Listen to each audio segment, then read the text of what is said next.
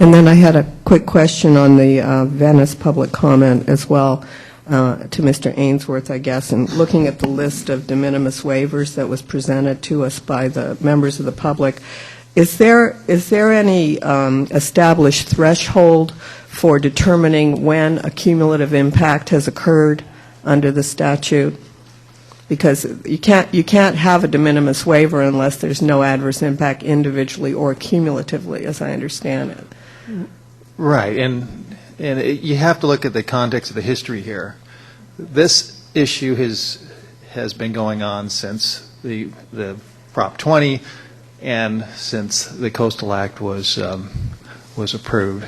And the Commission has, over the years, struggled with this issue in Venice because there's these quaint little bungalows down there, and there's this tension between new money coming in there, gentrifying the area, and wanting these larger residences.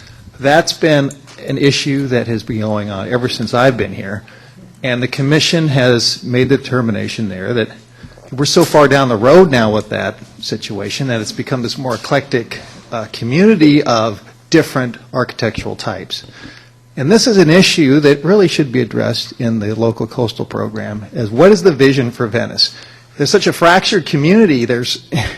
You got this more, people trying to hang on to that old community character, that more free spirit and sort of vibe there, and funky vibe, and that's clashing with this money. And right now, that's with very wealthy folks moving into that area. That area is being called Silicon Beach now because there's so many high-tech companies coming in there, and that's the tension that's occurring. So this is an issue that I've brought up with this council, the local councilman, the new councilman, that they need to really wrap their arms around this. But from our standpoint, we're so far down that road with regard to the community character that the demo of these buildings and the construction of these buildings are completely consistent with the LUP that was the certified LUP that was certified back in 2006 for the community.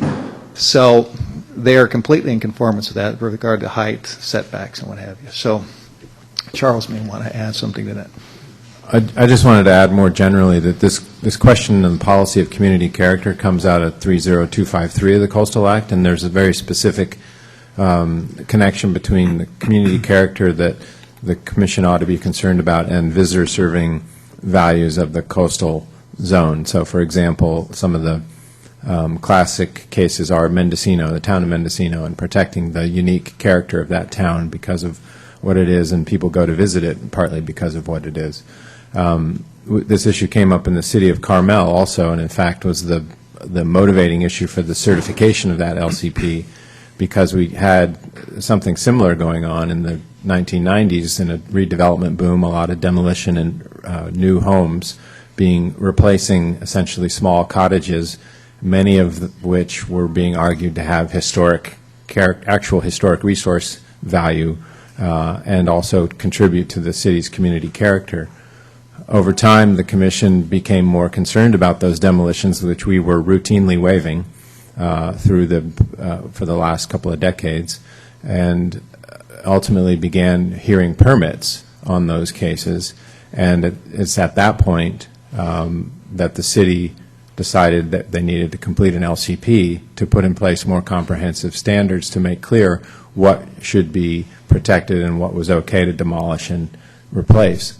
And through the next couple of years, we worked with the city to do that. We put in place a comprehensive LCP that governs what can be demolished. It lays out standards for historic preservation in that case, and also redevelopment and what the character should look like.